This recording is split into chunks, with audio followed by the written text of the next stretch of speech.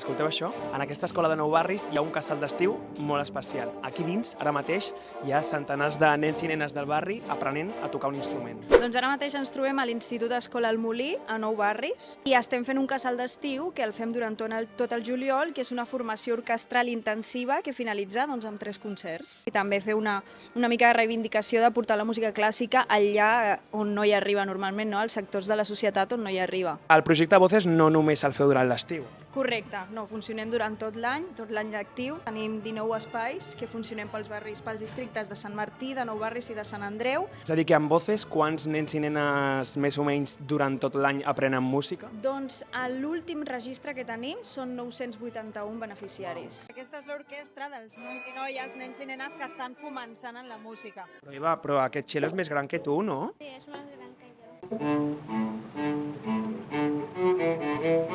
Fui a mi casa y dije a mi madre, mamá, que en el centro cívico van a hacer esta actividad, me interesa. Ara ja ets profe. Sí, cuando les doy clase, pues es lo que quiero transmitir también, o sea, todo lo que me han dado, pues transmitirlo a ellos. Porta molta feina, però també engresca molt a la canalla, que és el que nosaltres volem. Anem al Tibidabo.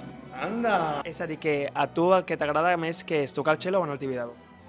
Tocar el xelo. Perquè si jo sóc capaç de fer aquesta cosa difícil, perquè no seré capaç de fer una altra cosa difícil. I és això el que genera un motor de canvi dins del que són els nens i nenes. Es el momento donde los niños se enfrentan a unos niveles musicales muy ambiciosos y que por el entusiasmo lo logran. Esto es impresionante. Lo logran y además queda para el resto del año.